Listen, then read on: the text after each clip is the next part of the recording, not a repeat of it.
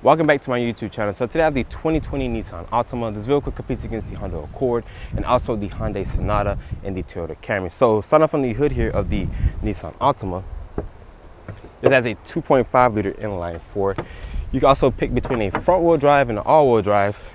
With the all wheel drive, it makes 182 horsepower and 178 foot-pounds of torque. If you get the front wheel drive, it makes 188 horsepower and 180 foot-pounds of torque. It also is paired with a Xtronic CVT, and as this one sits, it weighs 3,414 pounds.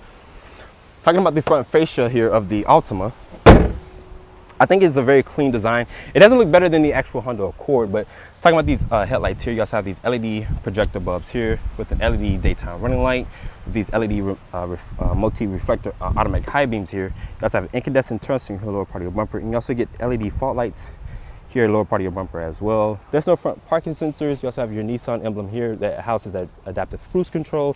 You also have their V-Motion like grille, which I think is a big opening here, but it does kind of remind me of the Honda Accord with the big opening here.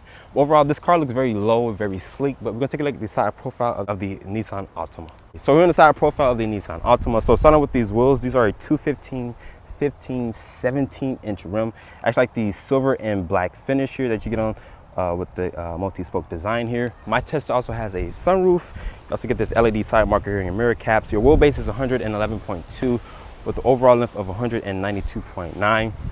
And you also have this floating roof design here. Here at the rear of the Altima, you also have these incandescent turn signals. And Nissan, they did admit that they actually kind of cheaped out when it came to the taillight housing design back here. We also have your Altima name, which is spelled out with your Nissan badging here. With your SL trim level badge here as well. You also have a standard backup camera with dual exhaust. You also have rear parking sensors. I actually like the rear diffuser back here. It's kind of clean. My apologies that the car is actually dirty. Open up the cargo back here. You also have 15.4 cubic feet of space, and you also can fold the seats down 60-40. 60-40, my apologies. And my apologies also for the wind. I know it's kind of windy out here, but overall, we're gonna take a look at the inside of the Nissan Altima. So I have the key fob for the 2020 Nissan Altima. This is the same key fob that Nissan has been using for a very long time, and I think it's time for them to actually change the key fob out. But you also have a remote start, an unlock, a lock, also for your trunk release, and also have a panic button. So walking up to the Altima here, you also have this portion to rest your finger that locks the door. And to unlock it, you have to press it again. Open up this interior, it's a black interior. But you also have a standard size. So y'all go see my friends here, they come to support me when I'm doing my videos. They go Khalil right there. Hey Khalil! Out here working. My dog QJ, he was the cameraman for the day. But looking inside this interior here real quick, you also have this nice leather material with this painted aluminum door handle. You also have some carbon fiber fold-like trim with your lock controls here. It is express down for the passenger and driver. You also have this soft portion here to rest your elbows. You also have some additional storage here. You have your driver's adjustment seating here with lumbar support. You also have your hood latch here with your fuel opener here. You also have some additional storage here. You also have your steering assist. You also have your trunk release, and you also have your dimmer switches here with your trip reset button here as well. This steering wheel is going to be a manual telescoping. But get inside the Altima here.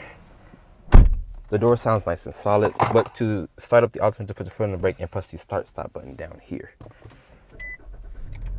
As you can see, you also have this, the gauge will do a nice sweep. You also have this indentation of the Altima.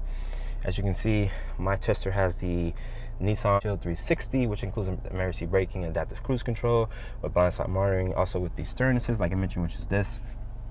I have this deep cut steering wheel design, adaptive cruise control, voice commands. You also have your volume controls here. You can cycle through this LCD display here with this pad here. You can look at your different things like your driver's assistance, or you can back out of it with this little arrow back button here. You can click through different things like your radio presets, also with your driving assistance and so forth. You also have a compass layout here. You also have your head unit here with a navigation.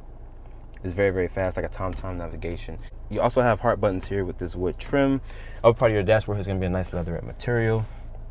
Even the dashboard here is going to be nice molded plastic as well. You also have the shifter here, putting the Nissan into reverse. You also have this grainy backup camera, but it does have a good resolution in certain angles. You also have trajectory with distance markers. You also have rear parking sensors, which is a plus.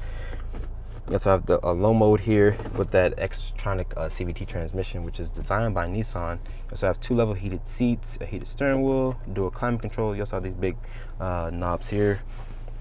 You also have heart buttons for your fan, also for your rear and front defogger. You also have 2 cup holders here, electronic parking brake, auto hold. You also have a USB-C, a USB-C. You also have a USB-C and a USB with an aux port, also with a 12-volt here as well.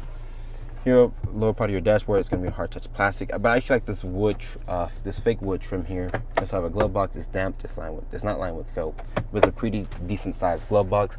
The seats here, they hold you in place. They're not aggressively bolstered, but these are one of the best seats in the actual segment. They're Nissan zero gravity expired seats. My apologies, I can't get the words out, but and my Tesla also has a sunroof, like I mentioned. You also have incandescent lighting throughout the whole entire cabin. You also have your HomeLink universal garage controls here. Your center console is nice and padded. You also have a decent amount of storage. There's no 12-volt or USB or USB-Cs in here.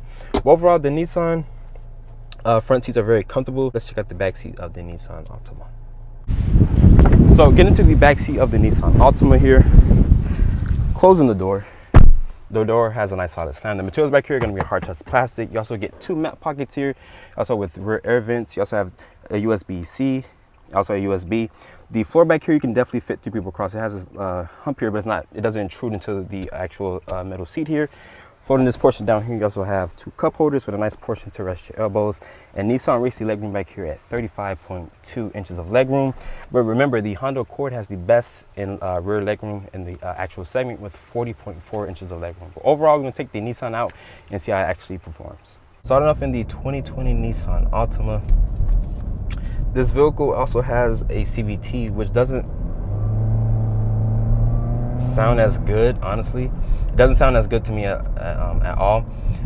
In certain points, it does mimic a lot of gears. Everyone knows about the CVT transmission. They're very buzzy, they're very loud, but in this particular trim here with the SL, it doesn't sound as buzzy as it used to, because this is a Nissan design transmission, which is the Xtronic CVT transmission. And the transmission doesn't sound as buzzy, but it does ride very smooth in the Altima here. The steering feel is very loose, very playful, but the car feels very refined. The chassis does hold up.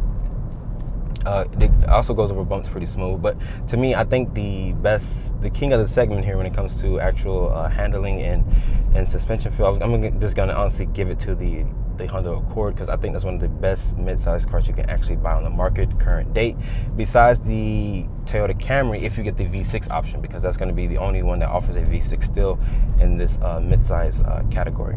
Visibility in the Nissan Altima is pretty good with these big side mirrors. You also have blind spot monitoring.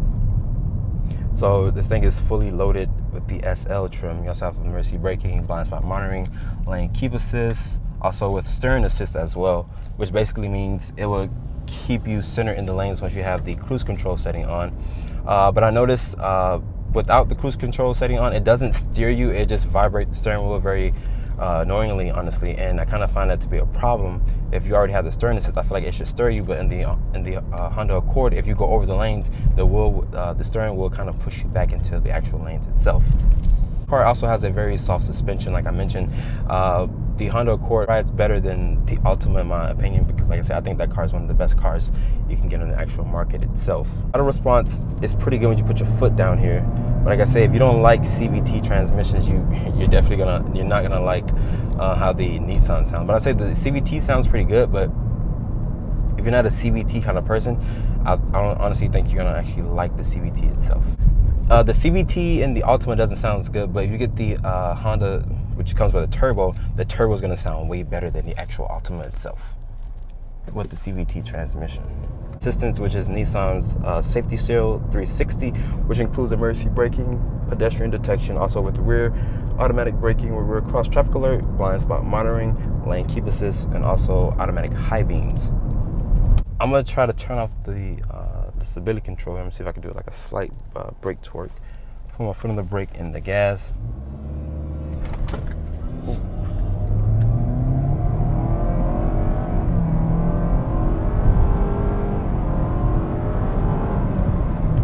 I want to say 0 to 60 and maybe like the high 7-second range, maybe, or maybe 8-second range. So after spending time with the 2020 Nissan Altima, this vehicle is not the sportiest to drive. That belongs to the Honda Accord and also the Toyota Camry. But one thing the Altima does offer over those other competitors are those perfect zero gravity NASA inspired seats. How much does the Altima cost? Starting price is $30,240. This is my full review on the 2020 Nissan Altima. Make sure you guys follow me on Instagram at @DriveOnReviews, and also turn on post notifications, and please keep subscribing to my YouTube channel. I'll catch you all in the next video. It got up to 60 pretty fast, and that's like brake torque. Like I mentioned, I didn't hear the CVT with the loud buzzy sound or anything like that. But like I say, the